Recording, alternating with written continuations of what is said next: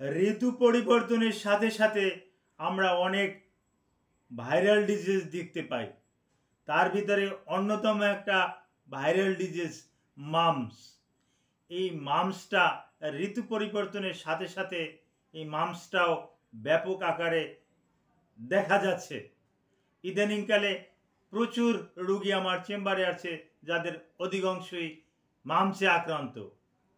মামসে সাধারণত শিশুরাই বেশি আক্রান্ত হয়, বয়স্কদের যে হয় না এমন কথা বলা যাবে না, বয়স্কদেরও এটা হয়, তবে এটা তুলনামূলকভাবে একটু কম হয় বয়স্কদের। তো এই মামস রোগের মূলত কারণটা কি, কি দিয়ে এই মামস হয়? মামস মূলত একটা মামস ভাইরাস দিয়া এই রোগটা হয়। এই রোগটা হলে প্যারোটিক গ্ল্যান্ড এগুলো ফুলে যায় এবং বেশ কিছু লক্ষণ প্রকাশ পায়। এই লক্ষণগুলোই এবং এর চিকিৎসাগুলোই আজকে আপনাদের মাঝে আমি শেয়ার করব। আসসালামু আলাইকুম রহমতুল্লাহি ওয়া বারাকাতুহু। আমি ডাক্তার মীর শহীদুল ইসলাম, আমার চেম্বার শুভেচ্ছা 255 ঐতিহ্যবাহী শেখঘাট ছিলেন। জি গুগলে গিয়ে ডাক্তার মীর শহীদুল ইসলাম এ কথাটি লিখে সার্চ দিলে আমার যাবতীয় তথ্যাদি আপনি পেয়ে যাবেন। জি দর্শক শ্রোতা, আলোচনা করছিলাম মামস রোগ নিয়ে। মামস রোগ এটা অবহেলা করলে চলবে না, এটা এমনি এমনিই সেরে যায়। তাই বলে যদি এটাকে অবহেলা করি তাহলে কিন্তু জটিল পর্যায়ে যেতে পারে, কারণ মামসের বেশ কিছু জটিলতা কিন্তু আছে। এই জটিলতাগুলো কিন্তু আমি আলোচনা করব। প্রথমেই বলি, what is mumps? Answer, mumps is viral disease. Mumps একটা ভাইরাল সমস্যা। And mumps virus infected our parotic gland. Parotic গ্ল্যান্ডকে ইনফেক্টেড করে।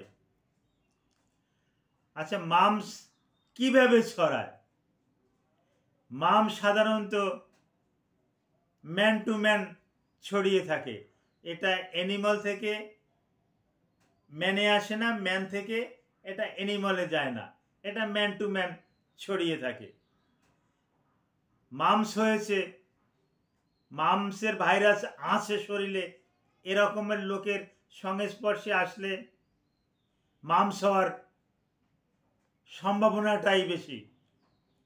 তারপর আসে মামস রোগীর লালা, তারপর হাসি কাশি, এর ভিতরে যে কিছু ভাইরাস ছড়িয়ে যায়, এখান থেকেও কিন্তু আপনার কাছাকাছি থাকলে, সামাজিক দূরত্ব যদি আপনি মেনটেন্স করে না চলেন, মাস্ক পরা অবস্থায় যদি না থাকেন, তাহলে কিন্তু আপনার শরীরেও কিন্তু এই মামসের ভাইরাস অনায়াসে ঢুকে যেতে পারে।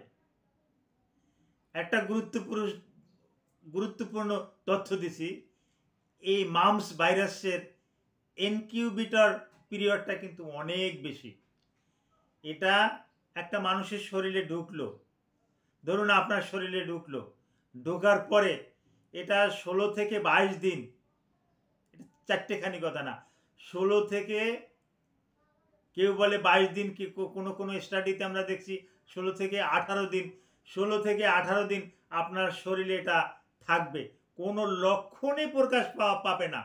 এই 18 দিন পর মামসের লক্ষণ প্রকাশ পাবে। লক্ষণগুলো কি? লক্ষণগুলো আপনার শরীরে জ্বর থাকবে, জ্বরটা প্রচণ্ড আকারের জ্বর থাকবে, জ্বরটা 101 থেকে 105 ডিগ্রি ফারেনহাইট পর্যন্ত উঠে যেতে পারে। সাথে প্রচণ্ড মাথা ব্যথা থাকবে, ঘাড় ব্যথা থাকবে, সমস্ত শরীর ব্যথা থাকবে।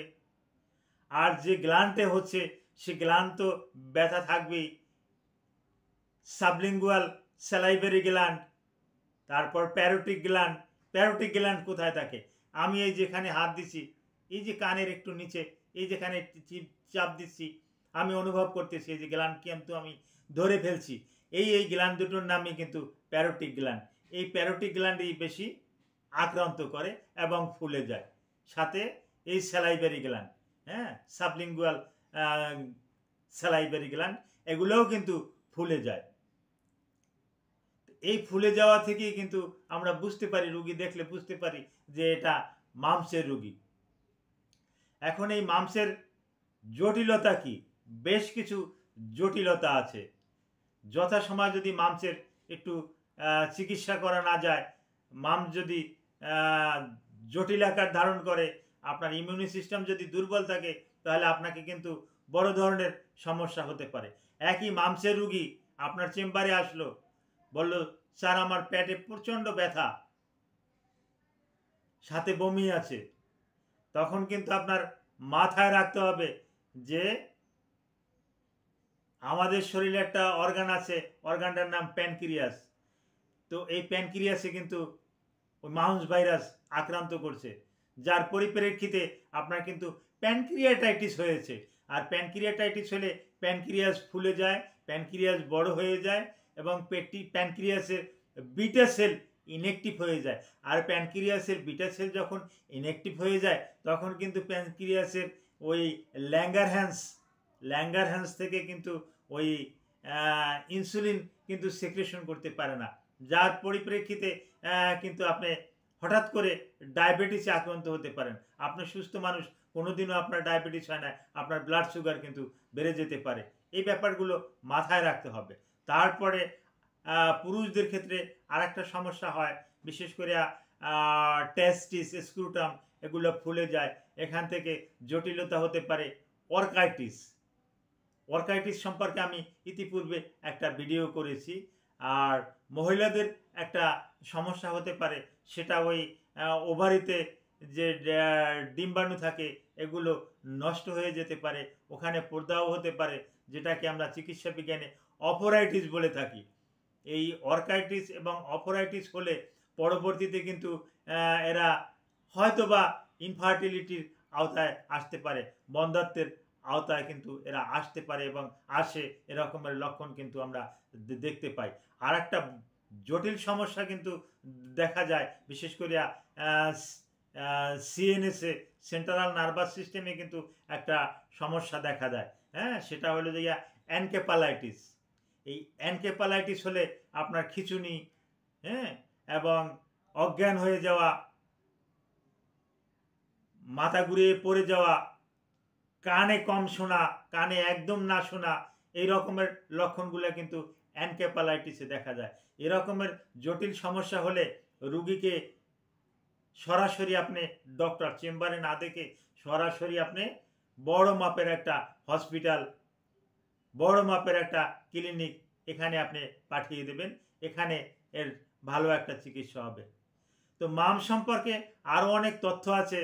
এই তথ্যগুলো সম্পর্কে যদি আপনারা বিস্তারিত জানতে চান, ভিডিওর কমেন্ট বক্সে আপনারা কমেন্ট করবেন, মাম সম্পর্কে আমি আপনাদেরকে জানিয়ে দেব।